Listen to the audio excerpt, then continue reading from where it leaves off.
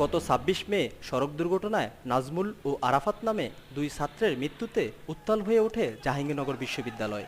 আন্দোলনরত শিক্ষার্থীদের ভূমিকা নিয়ে বিশ্ববিদ্যালয় প্রশাসন ও শিক্ষক শিক্ষার্থী ঐক্যমঞ্চ পাল্টাপাল্টি অবস্থানে যায়। ঐক্যমঞ্চ উপাচার্যকে মামলা প্রত্যাহার সহ ৪ দফা দাবি পূরণে ৩ জুন পর্যন্ত সময় দেয়। এই অস্থিরতাকে পুঁজি করে কি উপাচার্য পরিবর্তন করে সুবিধা নিতে চাইছে কোনো মহল? আবার বিশ্ববিদ্যালয় প্রশাসন তাদের দুর্বলতা আড়াল করতে রাজনীতির কোনো কৌশলকে ঢাল বানিয়েছে? এসব প্রশ্ন ঘুরপাক খাচ্ছে বিশ্ববিদ্যালয় জুড়ে। এ ঘটনাকে কেন্দ্র করে স্বাভাবিক শিক্ষা কার্যক্রম যেন ব্যাহত না হয়, সেই প্রত্যাশা সাধারণ শিক্ষার্থীদের। বিশ্ববিদ্যালয় প্রশাসন ও শিক্ষক রাজনীতি স্বচ্ছ ও পরিচ্ছন্ন রাখার উপর জোর দেন তারা।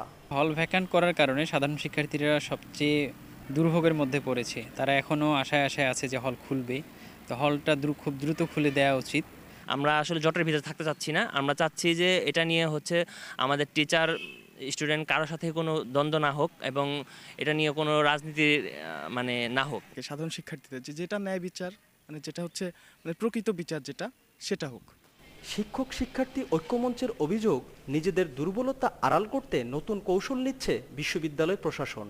আমার শিক্ষার্থী এখানে লাঞ্ছিত হয়েছে। ৭১-এর পর এই প্রথম ৪২ জন শিক্ষার্থীকে একই দিনে গ্রেফতার করা হয়েছে। এটি খুবই নিন্দনীয় একটি কাজ।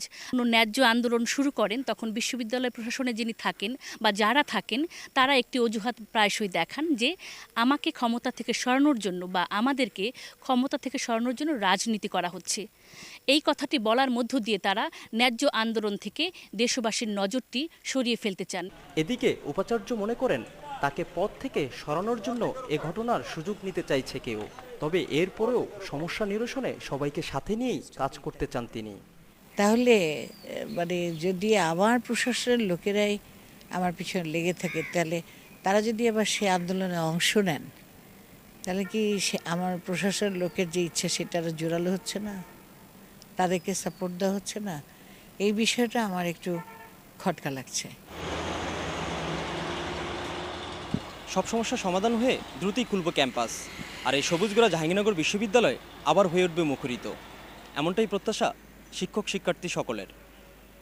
Zahid Hasan, ATN news, Savar.